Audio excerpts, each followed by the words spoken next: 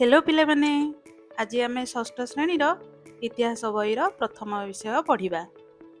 प्रथम विषयटी रही इतिहास विषय रे धारणा। यही विषय रे आम इतिहास कौन, इतिहास कहीं पढ़ा दरकार, इतिहास को केते भाग रे विभक्त करा जायछि, इतिहास आधार गुड़िक कौन, यही विषय रे आम आज पढ़ा। तो तेबे चलो पिला माने विषयटी को पढ़ा।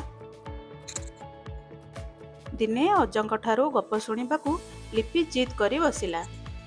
अजा लिपि को कहले, मु तोते आज गोटे नुआ गप कहूची शुण। लिपि व्यस्त होई कहला, शीघ्र कह। अजा गप कहले। ग्रीस देश रे जड़े शक्तिशाली राजा थिले, तांको ना आलेक्जेंडर। से पृथ्वीर अनेक राज्य जय करिबा परे भारत अधिकार करने इच्छा कले। सेतेबेले भारतर उत्तर पश्चिम पटे राजत्व करुथुबा राजा मानक मध्यरु दुई जण विख्यात थिले। से राजा दुई जण हेउछंती अम्बी ओ पुरु। आलेक्जेंडर को भय करी अम्बी तांकर शरण बसिले, किंतु पुरु थिले वीर। से आलेक्जेंडर को सह युद्ध कले। एही युद्ध रे पुरु हारिगले और आलेक्जेंडर द्वारा बंदी हेले। आलेक्जेंडर पुरु को पचारिले, तुमे मो ठारू किपरि व्यवहार आशा करुछ? पुरु उत्तर देले, जणे राजा अन्य जणे राजा ठारू जेपरि व्यवहार आशा करिथाए। पुरुଙ୍କ निर्भीकतारे खुशी होई आलेक्जेंडर तांको मुक्त करी तांको राज्य फेरई देले। पिले माने आलेक्जेंडर किए जानिछंत? आलेक्जेंडर होउचंती ग्रीस रो मेसिडोनिया रो जणे राजा। तांको पितांको मृत्युवरण करिबा परे से 17 वर्ष बयस रे सिंहासन आरोहण करिथिले। सिंहासन आरोहण करिबा परे से सारा पृथ्वी को जय करिवार इच्छा रखिथिले। सेही इच्छा नहीं से भारत को आसीथिले। जेतेबेले से भारत को आसीथिले सेतेबेले भारतर दुई जण प्रभावशाली राजा थिले। जणे हेले अम्बी आउ जणे हेले पुरु। जेतेबेले आलेक्जेंडर भारत को आसीथिले सेतेबेले अम्बी डरी जाई तांकर शरणापन्न होइथिले, किंतु पुरु डरी न जाई तांको सहित युद्ध करिथिले। झिलम नदी कूଳରେ हाइडस्पस नामक जगार दुई जनक मध्य भीषण युद्ध होइथिला। एही युद्ध रे पुरु हारि जाइथिले एवं आलेक्जेंडर द्वारा बंदी होइथिले। जेतेबेले आलेक्जेंडर तांको बंदी करिके तांको राज दरबारे पचारिले, तुमे मो ठारू कोन आशा करुच? पुरु सेतेबेले उत्तर देइथिले, गोटे राजा अन्य एक राज्य को जिपरि व्यवहार देवा दरकार मते सेही भरी व्यवहार दियंतु। पुरुंकर एही निर्भीक उत्तर को सुनी आलेक्जेंडर तांको द्वारा प्रभावित होइथिले एवं जय करिथिबा राज्यटी को तांको देई देइथिले एवं से निज राज्य को फेरी जाइथिले। गप सुनी सारी लिपि पचारिला, अजा तुमे एते कथा कोठु जानिलो? अजा उत्तर देले, इतिहास रु। एहा परे लिपि अजा को इतिहास विषय रे अनेक प्रश्न पचारिला और अजा से सबुर उत्तर देले। लिपि जो सब प्रश्न पचारिथिला और अजा किए उत्तर देइथिले, आस जानिबा। इतिहास कहिले कौन बुझाए? वर्तमान पृथ्वी रे जेते मनुष्य देखा जाउछंती समस्ते गोटिए जातिर। वैज्ञानिक माने मत दियंती आज को प्राय 15 लाख वर्ष पूर्वे पृथ्वी रे मनुष्यर सृष्टि होइतिला, किंतु ता पूर्वरु मनुष्यर रूप एपरि नथिला। नृबानर मानकर क्रम विकास घटी मनुष्यर सृष्टि होइतिला। नृबानर माने कौन ना आदि मानव। वर्तमान पृथ्वी पृष्ठ रे सेही प्रकारर नृबानर नाहांती। सेही जातिर गिबन, ओरांगटांग, गरिला और सिंपांजी माने एबे पृथ्वी रे देखा जाउछंती। गरिलार देहर गठन भली मनुष्यर देह गठन होइछि। एहा छड़ा सिंपांजीर बुद्धि सहित मनुष्यर बुद्धि मेल खाइबार देखा जाए। आदि मानव किपरि थिला ना आदि मानव गरिला भली सिंपांजी भली देखा जाउथिला। ता देहरे कौन थिला? रुम थिला। से आजिर मनुष्य भली देखा जाउ नथिला, से सिंपांजी भली देखा जाउथिला। ता देहरे रुम थिला। से जंगल रे रहुथिला। से फल संग्रह करी खाउथिला, शिकार करी खाउथिला। धीरे धीरे तार क्रम विकास हैला। ता रूप रे परिवर्तन हैला। ता देहरु धीरे धीरे लुम हजिगला। तापरे से आजिर मनुष्य भली देखागला। मनुष्य मानकर सांस्कृतिक धारा अति प्राचीन। ସାମାଜିକ ରୀତିନୀତି ଓ ଅସ୍ତ୍ରଶସ୍ତ୍ର ତିଆରିରୁ ମନୁଷ୍ୟ ସଂସ୍କୃତି ଆରମ୍ଭ ହୋଇଛି ବୋଲି କୁହାଯାଏ।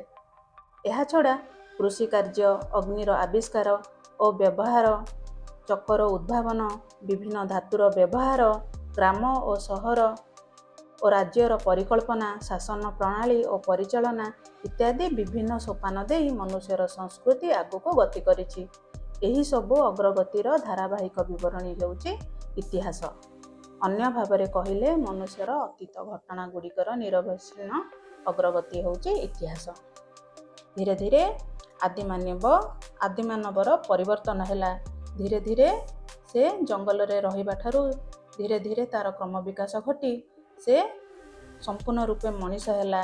ମଣିଷ ଧୀରେ ଧୀରେ ଚକର ଉଦ୍ଭାବନ କଲା, ଧୀରେ ଧୀରେ ଅସ୍ତ୍ରଶସ୍ତ୍ର ବ୍ୟବହାର କଲା, ଆଉ ଧୀରେ ଧୀରେ ସେ ଆଧୁନିକ ହେଇଗଲା। ଏହି ସବୁ ଜିନିଷ ହେଉଛି ଇତିହାସ।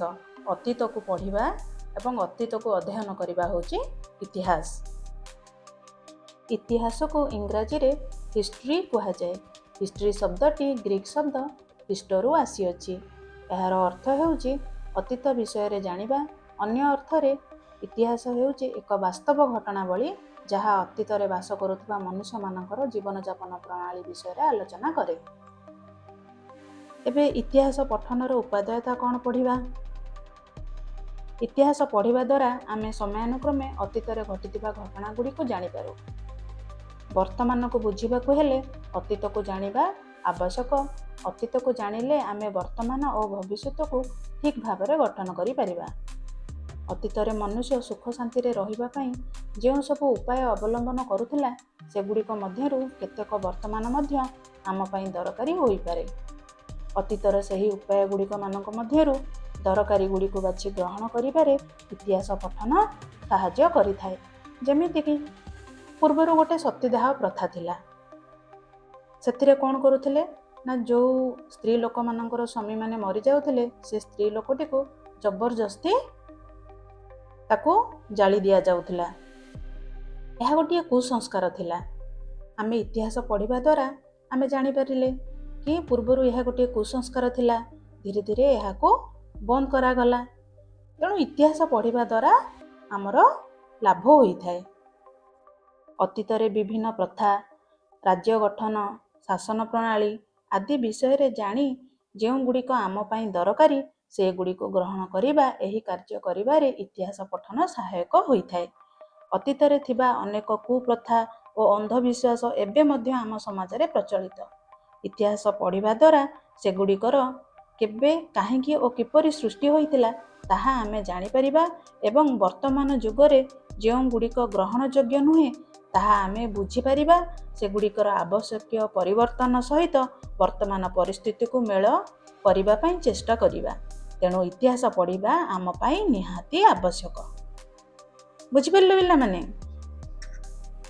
ଏବେ ପଢ଼ିବା ଇତିହାସର ଆଧାର ଗୁଡ଼ିକ କ'ଣ?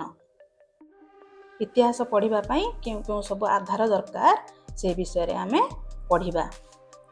ଇତିହାସ ଏକ କାଳ୍ପନିକ କାହାଣୀ ନୁହେଁ, ଏହା ପ୍ରମାଣ କରାଯାଇ ପାରୁଥିବା ତଥ୍ୟ ଉପରେ ଆଧାରିତ। ଅନେକ ଗୁଡ଼ିଏ ପ୍ରାଚୀନ ଆଧାରରୁ ଆମେ ଇତିହାସ ସମ୍ପର୍କରେ ଜାଣିପାରୁ। ଏହି ଆଧାର ଗୁଡ଼ିକୁ ଦୁଇ ଭାଗରେ ବିଭକ୍ତ କରାଯାଇଛି, ଯଥା ପ୍ରତ୍ନତାତ୍ତ୍ୱିକ ଆଧାର ଏବଂ ସାହିତ୍ୟିକ ଆଧାର। ଉଭୟ ଆଧାରକୁ ଭିତ୍ତି କରି ଇତିହାସ ସମ୍ପର୍କରେ ଜାଣିବା ସମ୍ଭବ ହୋଇଥାଏ। ପ୍ରତ୍ନତାତ୍ତ୍ୱିକ ଆଧାର ଭାରତର ବିଭିନ୍ନ ସ୍ଥାନରେ ମାଟି ତଳେ ଓ ମାଟି ଉପରେ ପ୍ରାଚୀନ ଯୁଗର ବହୁବିଧ ଐତିହାସିକ ବସ୍ତୁ ଓ ଅବଶେଷ ଦେଖିବାକୁ ମିଳେ। ସେଗୁଡ଼ିକ ପ୍ରାଚୀନ କାଳର ବିଭିନ୍ନ କାର୍ଯ୍ୟକଳାପ ଓ ଘଟଣାବଳୀ ଉପରେ ଆଲୋକପାତ କରେ। ଏହି ପ୍ରତ୍ନତାତ୍ତ୍ୱିକ ଆଧାର ଗୁଡ଼ିକୁ ଚାରି ଭାଗରେ ବିଭକ୍ତ କରାଯାଇପାରେ, ଯଥା ଖୋଦିତ ଲେଖା ବା ଲିପି, କୀର୍ତ୍ତି ଓ କଳାକୃତି, ଭୌତିକ ଅବଶେଷ ଓ ମୁଦ୍ରା। ଖୋଦିତ ଲେଖା ବା ଲିପି ଅତୀତର ବିଭିନ୍ନ ଘଟଣା, କାର୍ଯ୍ୟକଳାପ, ଶାସନ ପ୍ରଣାଳୀ, ସାମାଜିକ ପ୍ରଥା, ପରମ୍ପରା ଓ ଚଳଣି ଇତ୍ୟାଦି ମାଟିର ଟାଇଲ ଓ ଇଟା, ତମ୍ବା ପଟା, ପଶୁ ଚମଡ଼ା, ଲୁଗା, ସ୍ତମ୍ଭ, ମନ୍ଦିର କାନ୍ଥ, ପଥର, ଗଛର ପତ୍ର ଓ ଛାଲ ତଥା ତାଳପତ୍ରରେ ଲେଖାଯାଉଥିଲା। ଆଗରୁ ରାଜା ମହାରାଜାମାନେ ନିଜର ରାଜ୍ୟଜୟ ହେଉ କିମ୍ବା ନିଜର ଶାସନ ପ୍ରଣାଳୀ ହେଉ, ସେମାନେ କେଉଁଠି ଲେଖିକି ରଖୁଥିଲେ ନା ପଥର ଦିହରେ ଲେଖିକି ରଖୁଥିଲେ। ପଥରକୁ ଖୋଳି ଖୋଳି ସେମାନେ ଲେଖିକି ରଖୁଥିଲେ। ତାଳପତ୍ର ଦେହରେ ଲେଖିକି ରଖୁଥିଲେ। ପଥରରେ ଲେଖିକି ରଖିବା ଦ୍ୱାରା ସେ କ'ଣ ହେଉଥିଲା ନା ବହୁ ବର୍ଷ ଧରି ସେ କ୍ଷୟକ୍ଷତି ହେଉନଥିଲା, ସେମିତି ରହୁଥିଲା। ଆଜି ବି ଆମେ ସେଇ ପୁରୁଣା କାଳର କେତେ ଗୁଡ଼ିଏ ଶିଳାଲେଖ ଆମେ ଆଜି ବି ଦେଖିବାକୁ ପାଉ। ଓଡ଼ିଶାର ଭୁବନେଶ୍ୱର ନିକଟବର୍ତ୍ତୀ ଧଉଳି ପାହାଡ଼ ଓ ଗଞ୍ଜାମର ଜଉଗଡ଼ ଠାରେ ପଥର ଉପରେ ଆଜକୁ ପ୍ରାୟ 2200 ବର୍ଷ ତଳର ଲେଖା ଦେଖିବାକୁ ମିଳେ। ଏହାଛଡ଼ା ଇରାନ, ଇରାକ, ମିଶର, ଚୀନ, ଗ୍ରୀସ ତଥା ଆମ ଦେଶର ବିଭିନ୍ନ ସ୍ଥାନରେ ଅତୀତର ଘଟଣାବଳୀ ସମ୍ପର୍କିତ ଲେଖାମାନ ଦେଖିବାକୁ ମିଳିଥାଏ। ମେସୋପଟାମିଆ ଲିପି। ମେସୋପଟାମିଆ ଲିପିକି କିଳକ ଲିପି ମଧ୍ୟ କୁହାଯାଏ। ତାକୁ ହେରୋଗ୍ରାଫିକ୍ ମଧ୍ୟ କୁହାଯାଏ। ସେମାନେ ସେ ପଥରକୁ କ'ଣ କରୁଥିଲେ ନା ଖୋଳି ଖୋଳି ଲେଖୁଥିଲେ, କଣା କରିକି ଲେଖୁଥିଲେ। ସେଥିପାଇଁ ତାକୁ କିଳକ ଲିପି ମଧ୍ୟ କୁହାଯାଏ।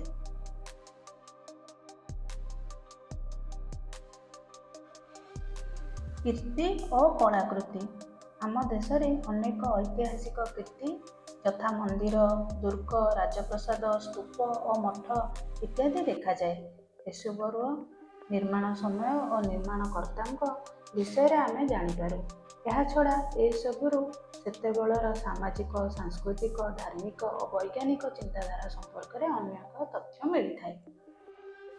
ଯେପରିକି କୋଣାର୍କର ସୂର୍ଯ୍ୟ ମନ୍ଦିର, ଖଣ୍ଡଗିରି ଉଦୟଗିରିର ହାତୀଗୁମ୍ଫା, ରାଣୀ ଗୁମ୍ଫାରୁ ଆମେ ସେ ସମୟରେ କେଉଁ କେଉଁ ରାଜା ଶାସନ କରୁଥିଲେ ସେ ବିଷୟରେ ଆମେ ଜାଣିପାରୁ। ଖଣ୍ଡଗିରି ଉଦୟଗିରିରୁ ଆମେ କେଉଁ ରାଜାଙ୍କ ବିଷୟରେ ଜାଣିପାରୁ? ଖାରବେଳଙ୍କ ବିଷୟରେ ଆମେ ଜାଣିପାରୁ। ଭୌତିକ ଅବଶେଷ। ପ୍ରତ୍ନତାତ୍ତ୍ୱିକ ଖନନରୁ ଅନେକ ମାଟିପାତ୍ର, ଧାତୁପାତ୍ର, ହାତ ହତିଆର, ଅଳଙ୍କାର, ଅସ୍ତ୍ରଶସ୍ତ୍ର, ମୂର୍ତ୍ତି ଇତ୍ୟାଦି ମିଳିଥାଏ। ଏଗୁଡ଼ିକୁ ଅନୁଧ୍ୟାନ କଲେ ଅତୀତର ଘଟଣା ଓ କୀର୍ତ୍ତି ସମ୍ପର୍କରେ ଅନେକ ତଥ୍ୟ ମିଳିଥାଏ। ମୁଦ୍ରା। ଇତିହାସ ଜାଣିବାରେ ପ୍ରାଚୀନ ମୁଦ୍ରା ବିଶେଷ ଭାବରେ ସାହାଯ୍ୟ କରିଥାଏ। ଏହା କେବେ କେଉଁ ଶାସକଙ୍କ ଦ୍ୱାରା ପ୍ରଚଳିତ ହୋଇଥିଲା, ସେହି ସମୟର ଅର୍ଥନୀତି, ବେପାର ବାଣିଜ୍ୟ ଓ ସାମ୍ରାଜ୍ୟର ବିସ୍ତୃତି ଆଦି କିପରି ଥିଲା, ତତ୍ ସମ୍ପର୍କିତ ଅନେକ ତଥ୍ୟ ପ୍ରାଚୀନ ମୁଦ୍ରାରୁ ମିଳିଥାଏ। ଏବେ ଆମେ ସାହିତ୍ୟିକ ଆଧାର ବିଷୟରେ ପଢ଼ିବା। ସାହିତ୍ୟିକ ଆଧାର କହିଲେ ଆମେ କ'ଣ ବୁଝିବା? ଅତୀତର ବିଭିନ୍ନ ଘଟଣା ଜାଣିବାରେ ପୁରାତନ ସାହିତ୍ୟ ଆମକୁ ଅନେକ ସାହାଯ୍ୟ କରିଥାଏ।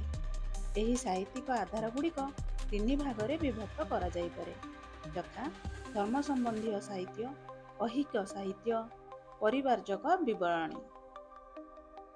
ଧର୍ମ ସମ୍ବନ୍ଧୀୟ ସାହିତ୍ୟ। ଧର୍ମ ସମ୍ବନ୍ଧୀୟ ସାହିତ୍ୟ କହିଲେ ଆମେ କ'ଣ ବୁଝିବା?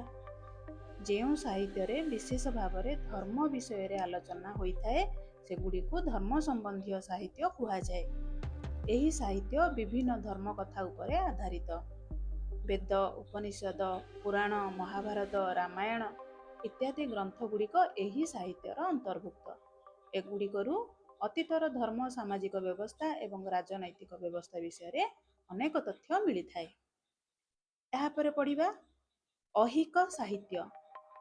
ଐହିକ ସାହିତ୍ୟ କ'ଣ ନା ଯେଉଁ ଗ୍ରନ୍ଥ ଗୁଡ଼ିକ ଧର୍ମ ବିଷୟରେ ଆଲୋଚନା କରୁନଥିବ। ଧର୍ମ ସମ୍ବନ୍ଧୀୟ ସାହିତ୍ୟ ବ୍ୟତୀତ ପ୍ରାଚୀନ କାଳରେ ଅନେକ ଗୁଡ଼ିଏ ସାହିତ୍ୟ ରଚନା କରାଯାଇଥିଲା। ସେଗୁଡ଼ିକୁ ଐହିକ ସାହିତ୍ୟ କୁହାଯାଏ।